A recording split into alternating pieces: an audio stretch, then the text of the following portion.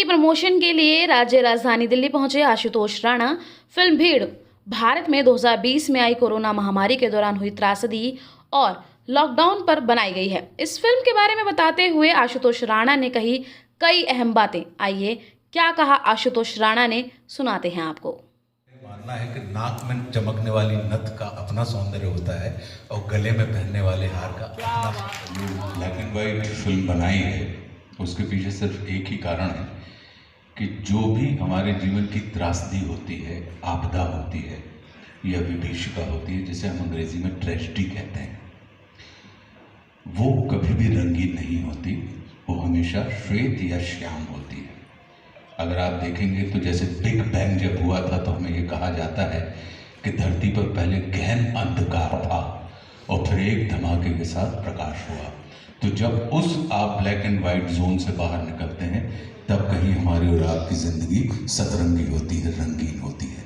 तो हम जो भीड़ में बात कर रहे हैं वो बात कर रहे हैं उस विभीषिका की जिसके अंतर्गत पूरी मनुष्य जाति, वह मनुष्य जिसने धरती ही नहीं चंद्रमा से लेके मंगल से लेके तमाम ग्रहों को अपने कदमों के नीचे रख लिया हो या अपने हाथ में पकड़ लिया हो, उस शक्तिशाली मनुष्य को उस कोरोना वायरस ने अपने घरों में 4x4 के दायरे में सिमटा के रख दिया था।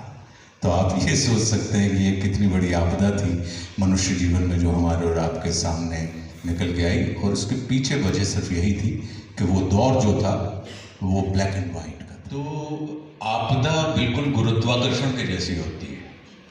जैसे पृथ्वी का जो ग्रेविटेशनल फोर्स होता है वो ये नहीं देखता कि ऊपर से पुण्यात्मा गिर रहा है या पापात्मा गिर रहा है, अगड़ा गिर रहा है या पिछड़ा गिर रहा है, हिंदू गिर रहा है या मुसलमान गिर रहा है।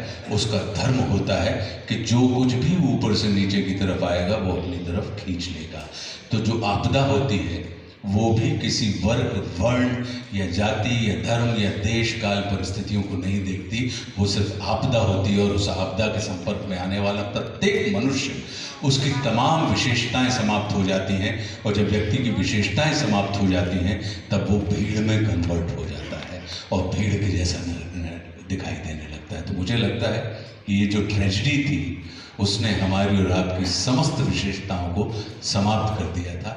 इसलिए बात तो ये है कि इसको सिर्फ आप हमारी ही फिल्म ना कहें, क्योंकि कोविड काल से आप भी ग्रसित रहे हैं और पूरा का पूरा विश्व ग्रसित रहा है। तो ये आपकी भी फिल्म है जी सर। और जैसी हमारी यादें हैं वैसी ही मुझे लगता है कि आपकी यादें होंगी। इसमें आप भी अपनी पत्रकारिता के कारण आपको देखना पता लगा होगा कि कितनी नई नई टेक्निक्स आ गई थी कि हम ऑनलाइन काम करने लगे। तो सारी की सारी चीज़ें हम दूर रहते हुए कर रहे थे। क्यों? क्योंकि कोविड जिस तरीके से था कि पहले पता लगा कि भाई सैनिटाइज़र से इस्तेमाल कर लीजिए, फिर पता लगा कि नहीं ये मेटल पे इतनी देर रहता है, फिर लगा कि प्लास्टिक पे इतनी देर रहता है, फिर आपने देखा होगा कि अगर लिफ्ट में कोई चल रहा है तो वो पिन से उसके बटन को दबा रहा है, फिर आजू बाजू से निकलने, फिर देखने, अचानक लगा कि नहीं देखने से होने लगा है, फिर लगा कि हवा से होने लगा है, कई किस्म की तमाम चीज़ें थी। और इसका सीधा संबंध जीवन से था।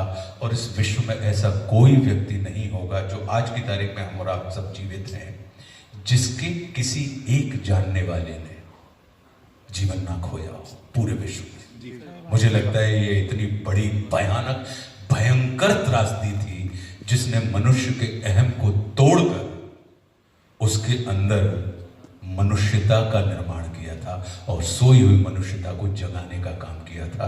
क्योंकि मनुष्यता जागती ही तब है जब हमारा जीवन संकट में आ जाता है। तो हमारी जो फिल्म है भीड़ की जो कहानी है वो मनुष्यता की कहानी है। क्यों? क्योंकि वो मृत्यु से जीवन की तरफ भागने वाले कदम हैं जो निरंतर कहीं ना कहीं उनको जीवन की आशा है उस दिशा में भाग रहे हैं। और उस रास्ते में पड़ने वाली तमाम बाधाएं या तमाम चुनौतियां उनके जीवन में कहीं ना कहीं मनुष्यता का विकास कर रही हैं। अब रही बात मेरी, तो कोविड में मैंने जो सीखा, मुझे लगा कि हमारे जीवन में लग्जरी से ज़्यादा महत्व हमारी नेसेसिटी का है। कि हम चाहें तो हम बहुत सामान्य जीवन में जी सकते हैं। हम बहुत सारी व्यर्थ के अपव्यय करते हैं। दूसरी चीज़, हम दुनिया से तो जुड़ जाते हैं, संसार से तो जुड़ जाते हैं, लेकिन परिवार से और स्वयं से नहीं जुड़ पाते। ऐसी ही और वीडियो को देखने के लिए चैनल को सब्सक्राइब कीजिए, वीडियो को लाइक कीजिए, कमेंट कीजिए और शेयर कीजिए। धन्यवाद।